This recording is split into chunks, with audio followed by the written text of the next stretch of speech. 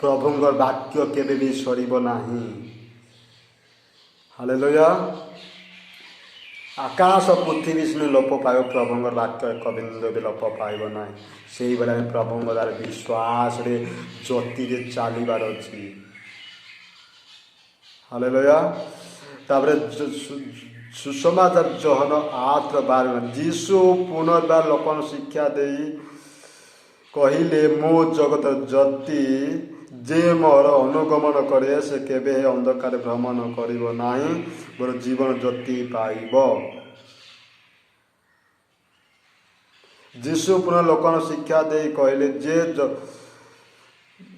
ଯୀଶୁ ପୁନଃ ଲୋକଙ୍କୁ ଶିକ୍ଷା ଦେଇ କହିଲେ, ମୁଁ ଜଗତ ଜ୍ୟୋତି, ଯିଏ ଯୀଶୁଙ୍କ ଦ୍ୱାରକୁ ଆସିଅଛି ସେ କେବେ ହେଲେ ଯେ ମୋର ଅନୁଗମନ କରେ ସେ କେବେ ଅନ୍ଧକାରରେ ଭ୍ରମଣ କରିବ ନାହିଁ। ସେ କେବେ ବି ଅନ୍ଧକାରରେ ଭ୍ରମଣ କରିପାର ନାହିଁ।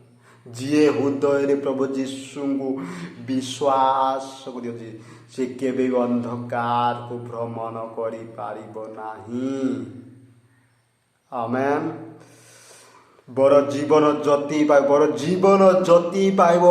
ଆମର ଜୀବନ ଯେନ ଅନ୍ଧକାରରେ ଲିଭି ଯାଉଥିଲା, ଯେନ୍ ଆମର ଆତ୍ମା ଅନ୍ଧକାରରେ ଲିଭି ଯାଉଥିଲା, ଯେନ୍ ଶୈତାନ କବ୍ଜା କରିଦେଲା, ସେ ଶୈତାନକୁ ଦୂର କଲେ ଯୀଶୁ ଖ୍ରୀଷ୍ଟ। ଯାହାକି ଆମେ ଆଜି ଆମର ଆଜି ଜୀବନ ପାଇଅଛୁ। ଆଜି ଅନେକ ଲୋକ ଜୀବନ ପାଇନି। ଯିଏ ଜ୍ୟୋତିକୁ ପାଇଅଛି ସେ ଜୀବନ ପାଇଅଛି। ଆମେନ୍। ଆମେ ପ୍ରାର୍ଥନା କରି ସମାପ୍ତ କଲୁ।